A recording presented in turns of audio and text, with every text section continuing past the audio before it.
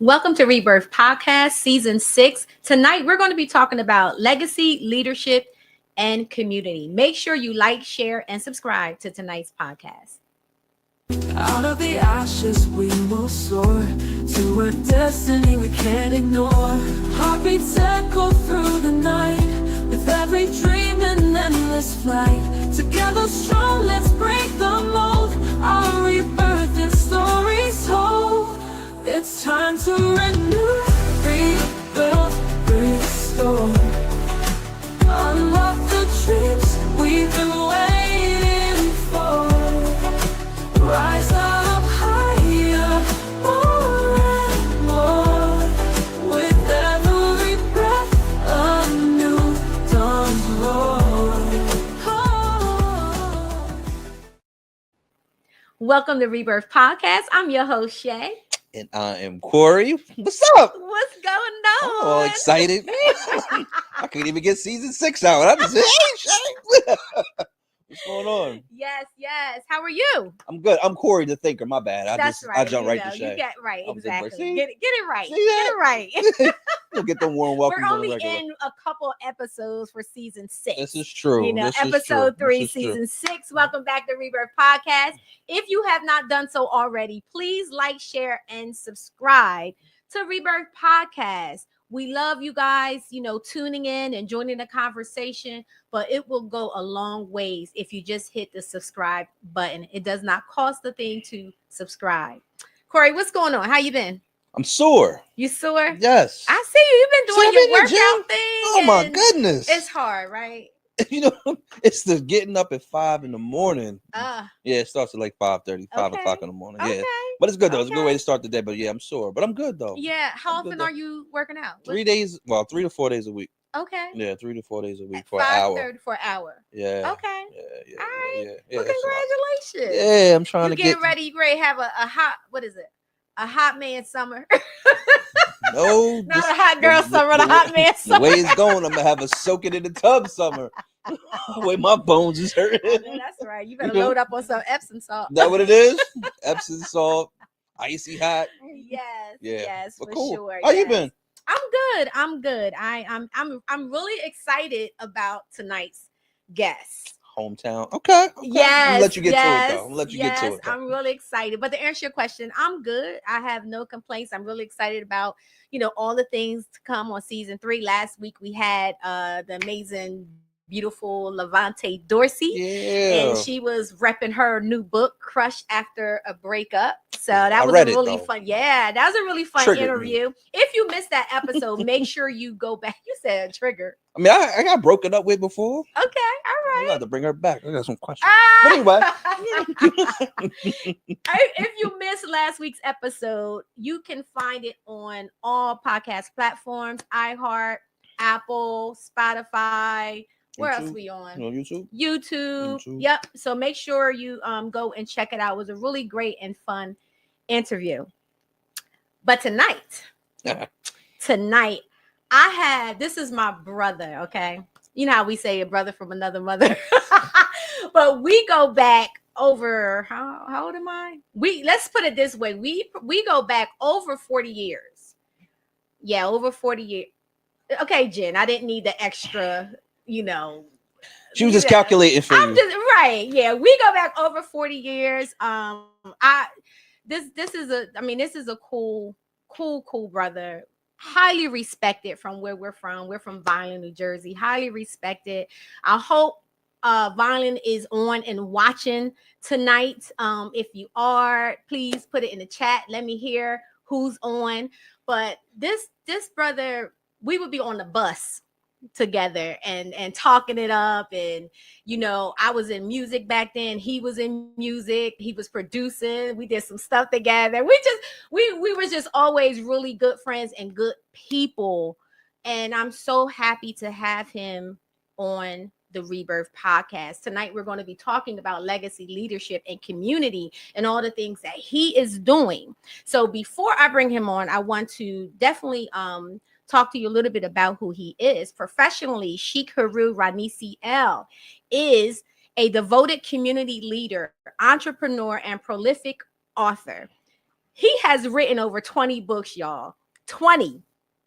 Okay. And he's the owner and operator of his own barbershop, Styles of the Nile, located in Atlanta, Georgia, which serves as both community gathering as well as business. He has been married to his childhood friend for 8 years and is the proud father of 5 children and 5 grandchildren. In service to his faith and community, he currently holds the position of Assistant Grand Sheik of Temple number 27 of the Moorish Science Temple of America, which is also located in Atlanta, Georgia. We got ATL in the building, y'all. So through leadership, scholarship, and entrepreneurship, Sheik Heru Ranesi continues to dedicate his life to uplifting his people and preserving their history, identity, and divine heritage. Please welcome, put your hands together for my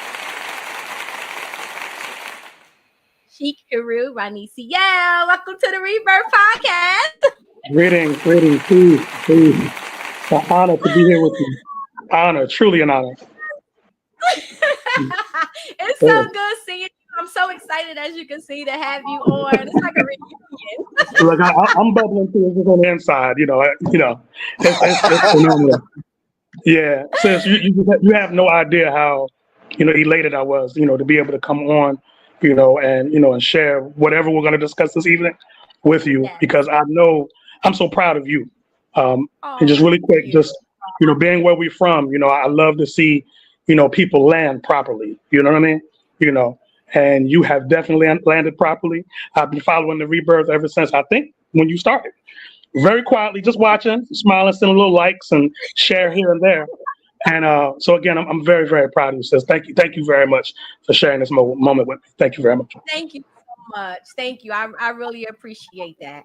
So I'm excited. We're gonna jump in and we're gonna talk about all the things that's going on in your world and the things that you got coming up. You got a new book that you're about to drop, so I'm excited about that. But Mhm. for those who may be meeting you for the first time, who is Sheik Heru Ranesi? I'm going to keep messing your name up. I It's cannot all get the right, pronunciation Ranicio. right. Ranesi Hmm. beyond the title and the roles. Okay, said beyond the title and the role. Okay, well, Sheik Heru Ranesi is a father, is a husband, is a grandfather, business owner. I'm heavily entrenched in the community.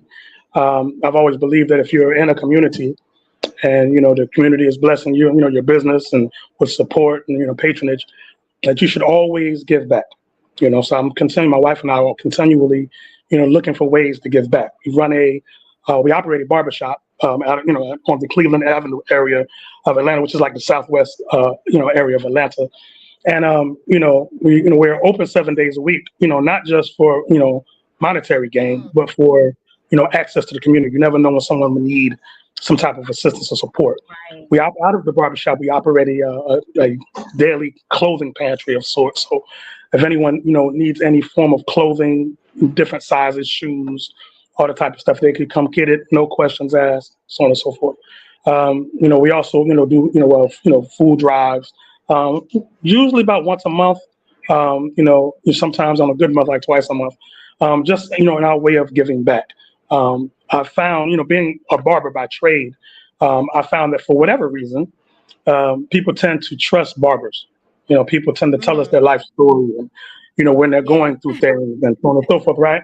So we've used this to our benefit to, utilize the barbershop as being a oasis, in the midst of the desert of sorts, where people can come and get a cool drink of water, i.e. some feeling of life, even if, life tends to be, harsh on us all. And, Right. it's just a high, feeling to be, in a positive sense, to be able to give back. That's what drives my wife and I. We love the look on people's faces when they feel that they're being loved. And that's very important for our people. Very important. I love that. I love that. Wow. Thank you for doing the work. Thank you for being there for the community. So you said that your love for people started early and it was rooted in prayer. Hmm. What were you praying about as a young man? And do you feel those prayers are still guiding you today? Absolutely, and just to honor our traditions, our Moorish American traditions, I'd like to give my praises and honors. I give all praise. I rise, giving all praises due to the great God of the universe, affectionately known to the Moorish Americans as Allah. Give honors to his illustrious prophet, Noble Drew Ali, the founder of the Moorish Science Temple of America. Extending honors to his successor, the reincarnated prophet John Givenzeel, extending honors to our national convention chairman, who was also my Grand Sheik, Charles Brownell, the Grand Sheik of Temple number 27. And again, giving honors to you all at the Rebirth podcast. Prayer is highly important, not just to me, but to all of our people. Somewhere along the line, we'll get into this, but somewhere along the line, we forgot the truth of our origin. We've forgotten, the truth from which we've come. We're just not a physical people. Those who know who we are, because there are people that exist that know who we are and sought to deny us the knowledge of ourselves, knew that one way to control us is to control our spirituality, to control how we view our creator, where we view our creator, in that, diabolical plan to control people spiritually. One of the main things was to put the creator outside of ourselves. So when we look for divinity, generally, because of what we've been taught over the years, we generally don't look within. There's the source of inspiration, whether it's creatively or whatever, is that God force that's within all of us.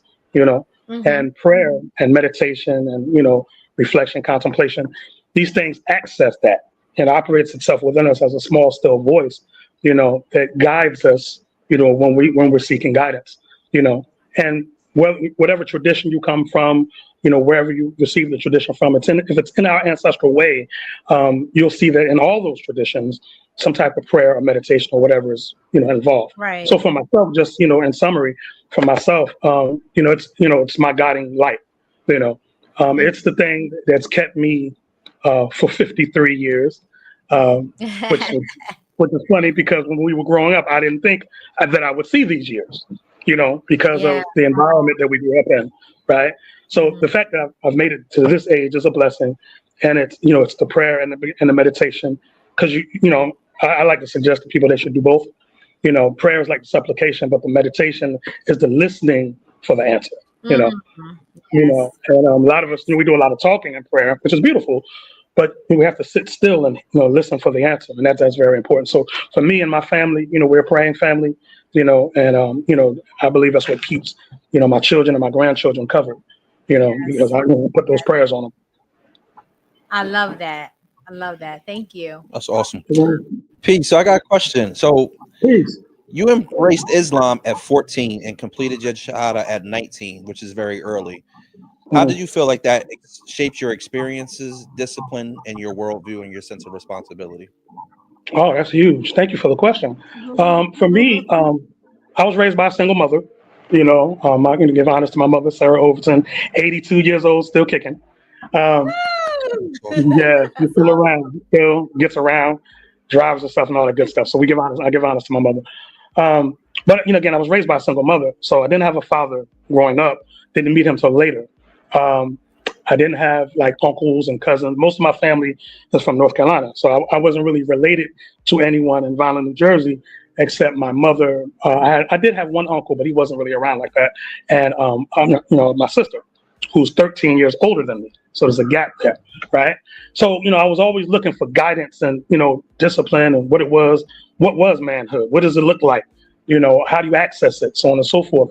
And at an early age, Queen Shay, she invoked my music dabblings back in the day.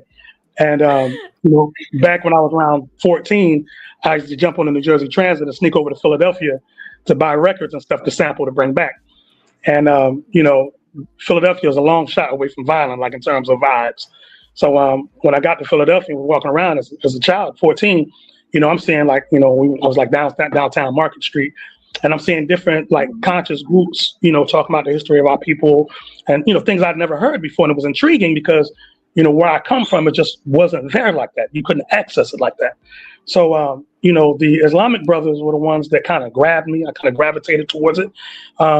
I saw the manhood. I saw the strength. I saw the willingness to speak truth to power that I hadn't seen.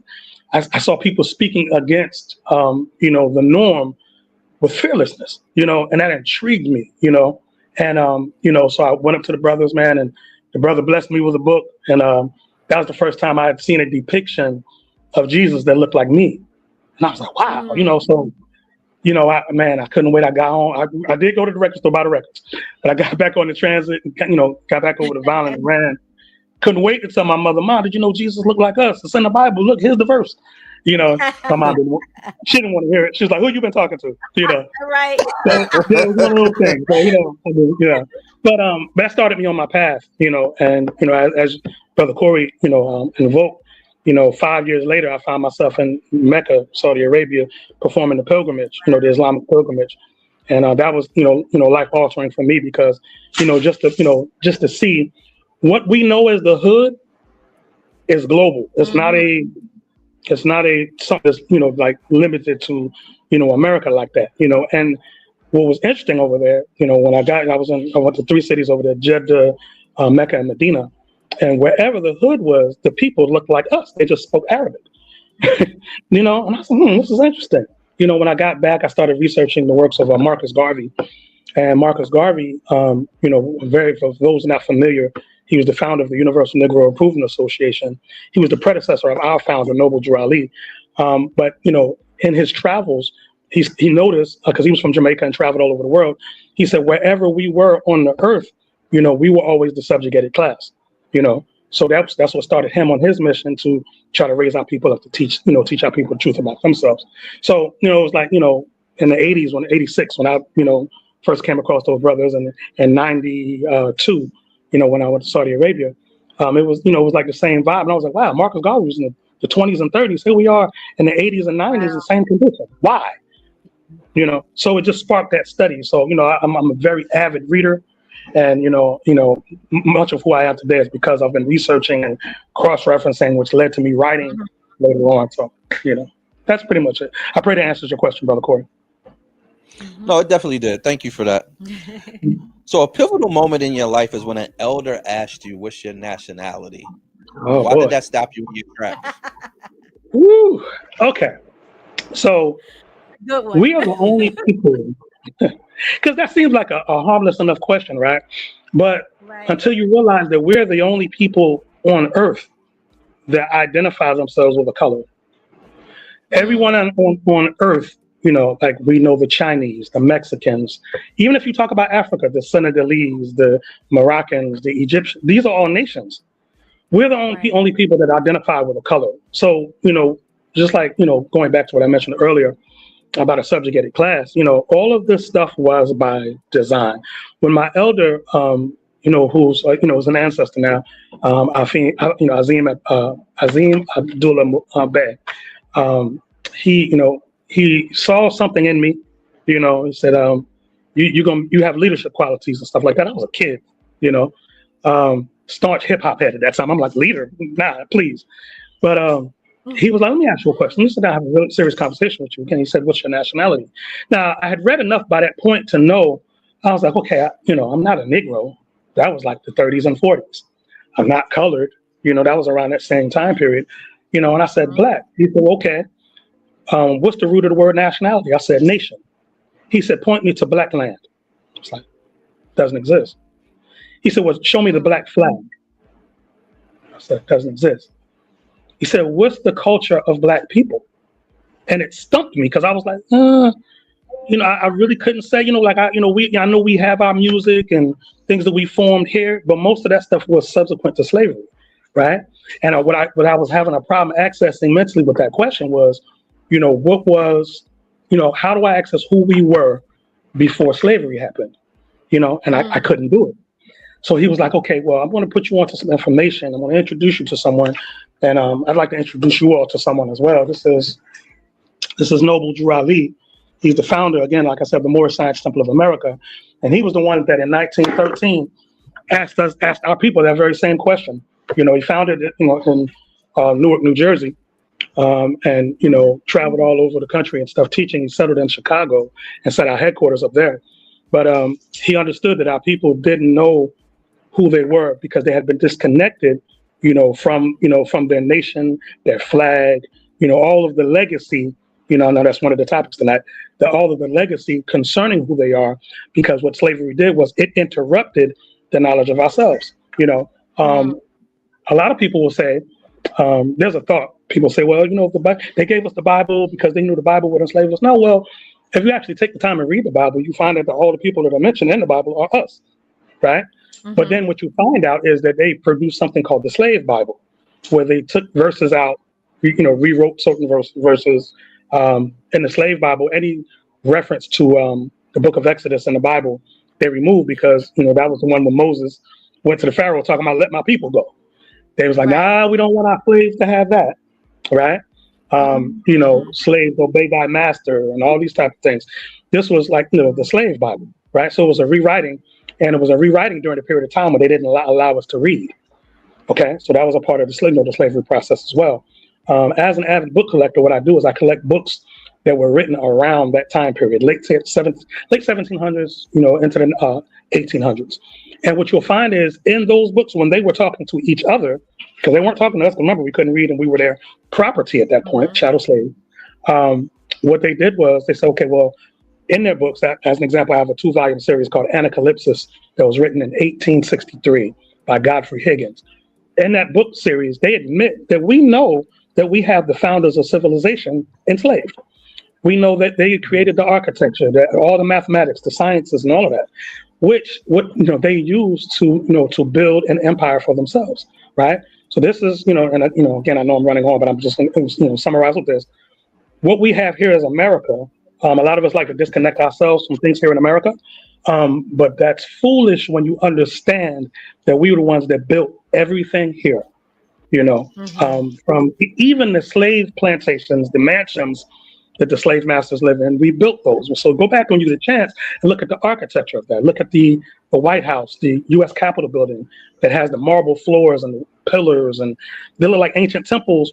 Well, we were the ones that built that. Now, if we were the ones that built that, that means they didn't go and grab slaves. They grabbed master builders. They grabbed mathematicians. They grabbed scientists.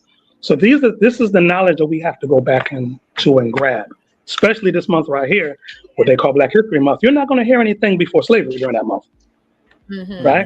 So we have to do our diligence to go and catalog our own history and tell our own story. And this is what the Moorish Science Temple of America is all about, is, to teach our people those things of who we were before, because this is only a couple minutes in our history when we talk about slavery. Yeah. We've been here as long as the planet. So. Wow. That's awesome. Getting educated tonight. Right? Before slavery, I was like, that got me. How did discovering the teachings of Moorish Science Temple of America transform how you saw yourself and your people? Well, I'll start with the last part first. I always had a love for my people. Always, even as a child. My mother, she's like, I don't understand why you are the way that you are. My mother's from the South. She's from North Carolina. My mother was born in 1943. So she comes from that era where, there wasn't any love like between each other. Like, that engendered strife between our people was stuff that was kept on, during that, from, slavery through Jim Crow on through. So, the self-hatred, my mother, even to this day, she collects dolls. And but all the dolls she collects are European dolls, right? What I mean by that, because we don't, as Moorish Americans, we don't call people of European descent. We don't call them white, and we don't call ourselves black. We can get into that in a minute. But she collects dolls that have pale skin and blonde hair. So once I got my knowledge of stuff, I asked my mother, "So, Mom, well, now they make dolls that look like us. Why don't you collect those?" She said, "Baby, when I was young, my mother had to quit school in the 8th grade." To work in the field. She picked cotton and all this type of stuff in North Carolina. And the person that owned the land, the property that she worked on, his daughter used to come out. She would have these Caucasian dolls with the blonde hair and the Shirley Temple curls and all this type of stuff. And the only doll my mother had was the Pickaninny dolls, which are slave dolls for those that don't know. And so the psychology behind that is that it created a poor self-image of herself while idolizing and making her adore the image of that doll, right? And so that, that did a psychological thing on her. Now, the teachings of the Moorish Science Temple of America, and our founder, Prophet Noble Drew Ali, when you first come across his teachings, the first thing he tells you is to learn to love instead of hate. And the thing he's talking about is yourself, right? One of the things he said that we suffer from is mental slavery. We talk about slavery existing from the time from its inception to 1865 when it was declared unlawful or illegal. However, during that period of time, and like one thing that that when you're free, 1865, go forth and live. There was all the trauma that we received mentally and psychologically. There was no therapy then. There was no sitting down getting any help as far as unraveling what was done to us. So generation to generation, what we do is we end up passing down trauma, and we've been doing that since that time period to now. Now that trauma takes different shape and form based on the time that we're in, but nevertheless, it's still trauma, right? So the first couple teachings from Noble Drew Ali: learn to love instead of hate, and be yourself and no one else, right? So that means being able to look in the mirror, right? See our beautiful olive hue or our beautiful melanin, and be able to look at the width of your nose and the thickness of your lips and the curliness or waviness of your hair, and love it exactly as you are, with no additions, no surgeries, no bleaching creams, and no disrespect to anybody who has done this, because I know we've been on this journey, right? But we try to encourage our people to love themselves naturally as we are, because the Creator, if you believe in a God, again, despite what you call him, I haven't come across a religion yet that says that God makes mistakes, right? So, which means that if the Creator made you with your nose and your melanin and so on and so forth, that means He designed you exactly as you were supposed to be, And the beautiful part about us is that the thing that makes us us is our design. So, as an example, if you listen to our music and so on and so forth, there's a depth, in our music. I mean, Queen Shay, I saw you the other day. You were somewhere and you were singing. I was like, oh, she still got it. I saw that. But that the depth of that singing comes forth from what they call genetic memory. It's ancestral. And that's the beauty of us being who we are. But when you start going in and altering that, now you're messing with a divine design. And then we start really suffering from problems because we're trying to be like another people who themselves are trying to be like us. Exactly. Botox and trying to get the hips like you sisters and everything. Right. You name it. I even saw in Japan where they have a chemical process for the hair in Japan to make it woolly, so they can get fades and locks and because at the end of the day, we are the light of the world and we are the first people. Everybody comes out of us, So everybody that you see is a variation of our genetics. So again, the Moorish Science Temple of America, what it did was these teachings changed my lens of how I view the world, And if I can love myself, that means when I come across another brother, I can love him automatically because I see myself in him, right? If I hate myself, when I see another brother, we walk down the street, he bumps into me or steps on my shoe, I'll be ready to take his life because that's really self-hatred. It's not hatred of him. So it's our way of transference. We're transferring, what we feel onto other people. So if we get back to loving ourselves and loving our families, which is also the strength of our nucleus of who we are, oh man, we're unstoppable then. That's why it was such a big thing about breaking the families up as well. So. Absolutely. Thank you for that answer. So we're going to move into the advocacy and the leadership in the community. From your vantage point as a community leader, what are the biggest gaps you see in how our communities are being supported or not supported? I've traveled, because of my work as a divine minister in the Moorish Science Temple of America, I travel around the country. And, similar to Marcus Garvey, everywhere I go, I see our people in the same circumstance, right? So, you could break it down all the way to conflicts in gender, not knowing, as an example, I talked about manhood earlier, right? That should be something that's passed down in your culture. Is one of the things where, like rites of passage ceremonies. So a young man will know that he's a man from this point forward. Same thing with young women, to know that they're women, from that point forward. And to know that there's a standard that must be upheld as a result of not only you being a man or a woman, but a man or woman connected to a particular people. Okay, the concepts of the infrastructure or the lack of infrastructure in our community. So, example, if there's a single mother who needs resources, she's supposed to be able to go to an organization that cares about her people and her plight, and are passionate about seeing her, through that circumstance and getting her the help that she needs. There's a thing where in every major city they're cutting funding as far as programs, as far as young people, in summertime. So you'll see packs of young people with nothing to do, which is the most dangerous thing ever to have in a society. You got to channel that energy. I don't care if it's boxing, martial arts, trade. You got to point that raw energy to something, if not based on what, whether it's the society or the music they listen to or whatever, it tends to, lean towards the negative as a result of it not being guided and channeled properly, right? But again, going back to the earlier question that was asked, that what is your nationality question, it's huge because, the nationality conversation encompasses everything that a community is supposed to have. I'll give you an example. Everywhere in America, you'll find a Chinatown, a Little Italy, some areas, this is their term, not mine.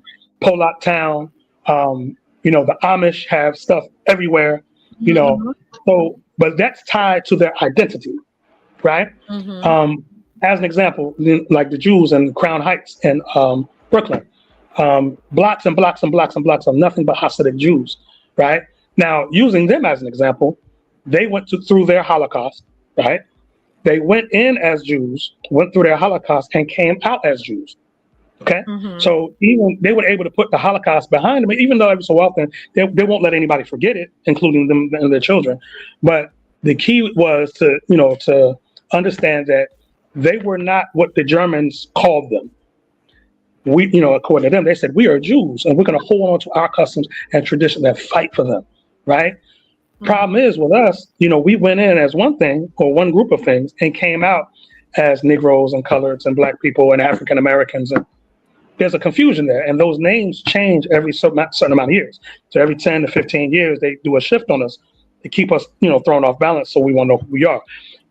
If you maintain that state of affairs, you won't be able to establish an infrastructure for yourselves, right?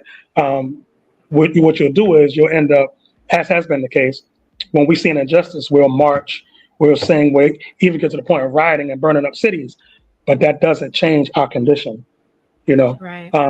The things that we see that are happening where there's lack of infrastructure and stuff, the reason why this is happening is because our people are not engaged politically, and on a civic side of things. As an example, if you look at the way the school system is set up currently, they've taken civics out of schools and replaced it with social studies. I think they started doing that when we were, in middle school. I go back to, I have a book on my bookshelf now. It's called The United States: The History of a Republic. And they teach in that book, they were teaching middle schoolers how to run government, how to become politicians, how budgets are allocated. So they would teach them that in middle school, right? So of course, if you don't want people involved in that, you'll change that and change the curriculums, you see? And the lack of the infrastructure in terms of, what the children have, what they don't have, what single mothers don't have, so on and so forth, is because the budgets aren't allocated to that because no one is there to, to advocate for that on a political side of things. So, of course, it's good to have community leaders, but you also need political leaders to advocate on a political level, and, these things are very necessary, but, it has to be done from a point where the leaders that that we vote for, or the leaders that the real power is to put our leaders in office, take somebody we see amongst us that's doing good and has necessary degrees and stuff like that. We back them, get them elected, and then now we have access, right? You know them, you know their family. You can go to their house, knock on the door, Right. The politicians that are in now, we don't have that level of access, unless you, a part of, what they're involved in fraternally, in terms of sorority or whatever, that's another thing. But the general person, the average person, doesn't have that level of access to truly make things change and to hold them accountable. Last point, this is also what, Noble Drew Ali demonstrated in 1928. So we know that, our people think that we weren't allowed to vote until the Voting Rights Act, 1965. Noble Drew Ali in Chicago in 1928 was able to rally 3,000 Moorish Americans to get them, which are our people, to get us, to vote for the first brother that was elected to Congress since Reconstruction, who was Oscar the Priest, who was a member of the Moorish Science Temple of America. And so he showed us in those days, how to demonstrate what's called a voting block, and with a voting block, you'll have a certain amount of people, who demonstrate from whatever perspective you want to, do, whether it's identity politics or economic, whatever your platform is, but they all get together and vote one way, and this is what the people that have power in this country are demonstrating voting block. They're not just individually voting with no collective purpose. That's not how that's being done. So, I yield. Oh, all right. Thank you for that. Corey, you have You're one more welcome. question? I do. Okay. So if you had to distill your work into one core message, what do you want folks to walk away from when one core principle that you want them to walk away from when understanding your teachings?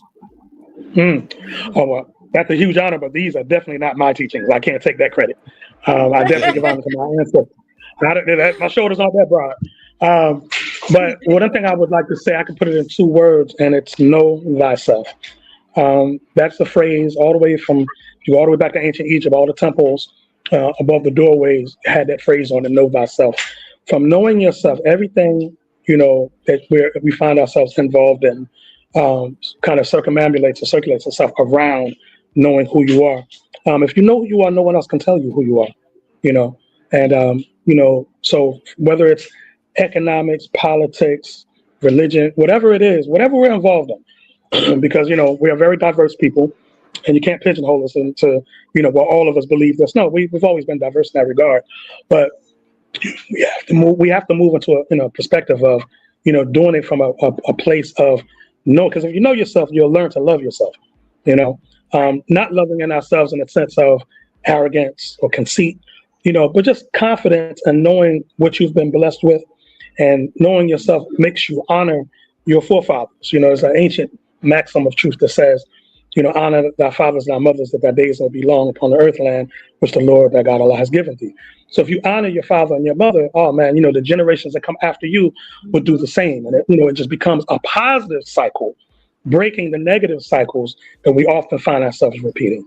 So, yes, I would break it all the way down to know thyself, because everything emanates itself from that. That's good. Powerful message. Yeah. That's good. So before we wrap up, you have a new book coming out. We're going to put it on the screen. Can you talk a little bit about your upcoming book and where can people purchase your book? Okay. My latest book is called Citizenship and Reincarnation. You Have Ruled This Land Before. And what that book deals with basically is, kind of the civic aspect of what I was speaking of earlier, because there's a mentality that's circulating amongst our people, and we've had it for quite some time, and it's a disenfranchised mind state. The word disenfranchised, when you really trace it out, it deals with one who is without the vote. People are noticed nowadays, like if a brother or a sister, whatever these days, catches a felony, there's 2 things that they take from you immediately, and that's your right to vote and your right to bear arms. They take those immediately. If they weren't important, why would they take them from you? Right? So in the book, in the citizenship portion of the book, we go to explain that citizenship did not start when Columbus came across the Atlantic to America. A little known fact, and it's catching on nowadays, the younger people are actually picking it up and doing the research. But, before Columbus came over in 1492, there were millions of us already in the Americas, North, Central, and South America. There was millions of us already here, with governments, with constitutions, with laws and flags, and all these type of things. But there was a reclassification later that classified them as Indians, and later Native Americans, and then later as colored, and so on and so forth. Right. So the first half of the book deals with that. The reincarnation part of the book deals with the fact that, we are the same people we've always been, right? But what makes us truly who we are is having the mindset of our forefathers. So in a sense, the positive state that you see our people going into in terms of discovery of who we are is a reincarnation of sorts a reincarnation of sorts. It's sort of like a rebirth, if I could use your podcast name, a Yes. rebirth of sorts. Bringing us, I had to, we used to sing, I had to plug the podcast. That's right. You gotta bring it full circle. Right, that's right.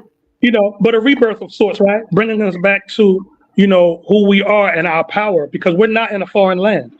We're not. We've been here so long, So, that's you have ruled this land before.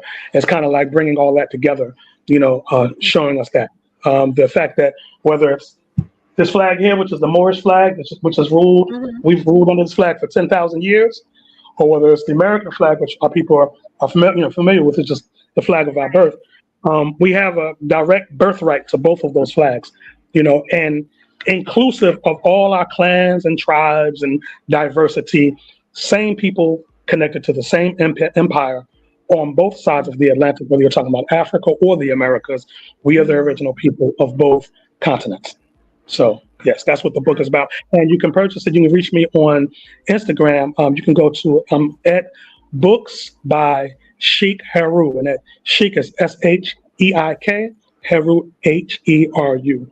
And just send me a direct message talking about your interest in the book, and we'll talk about ordering and all of that. So again, at Books by Sheik Heru on Instagram. Perfect. Awesome. Wow.